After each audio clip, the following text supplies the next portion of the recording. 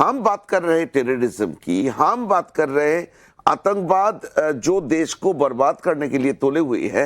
लोग बोलते हैं अरे आतंकवादियों की बात कर रहे हैं, जरूर वो कोई पर्टिकुलर मजहब के खिलाफ है। एक तरफ ये बोलते हैं कि कोई आतंकवाद की कोई मजहब नहीं होता है। ये एक आइडियोलॉजी, बड़े स्ट्रॉन्ग आइडियोलॉजी चलता है कि आतंकवाद की कोई आइडियोलॉजी ये नहीं, मजहब नहीं होता है। लेकिन केरल में जाए तो केरल में लोग बोलते हैं कि आतंकवाद की नाम नहीं ले सकते क्योंकि वो एक मजहब के खिलाफ है।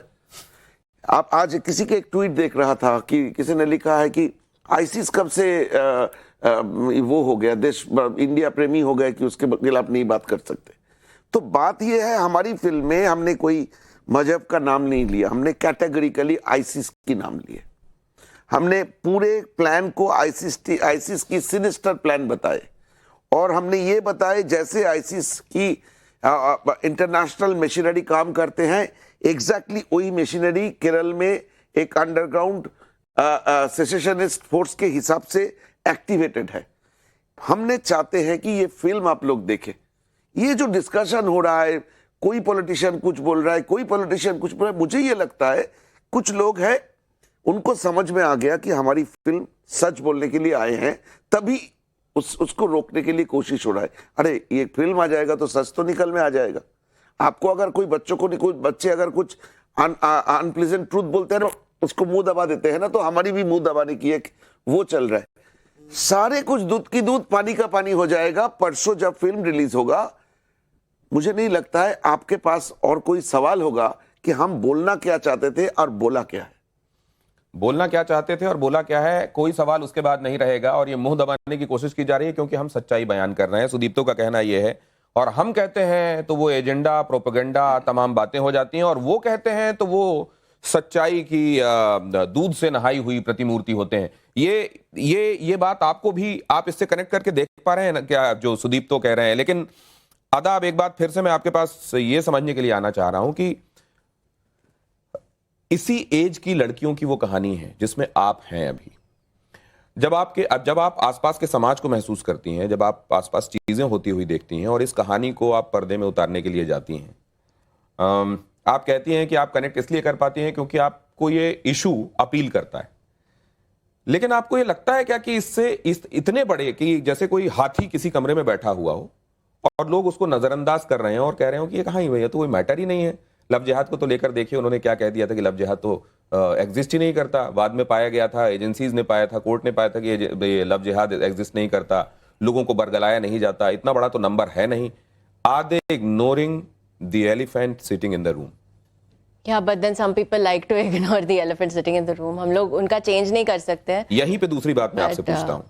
ये अच्छी बात है कि आपने कहा कि हम अपने सभी सीनियर्स का सम्मान करते हैं, हमको उनकी रिस्पेक्ट करनी चाहिए, हमारे संस्कार सिखाते हैं।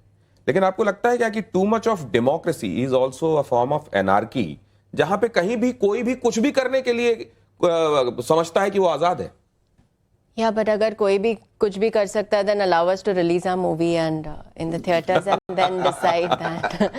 तो दोनों साइड से, आई थिंक दोनों तरफ से, as long as there's no कोई वायलेंस नहीं हो रहा है, तो उन लोगों को अपना ओपिनियन रखने दो और हम लोग अपनी फिल्म रिलीज करेंगे and then maybe they can watch it.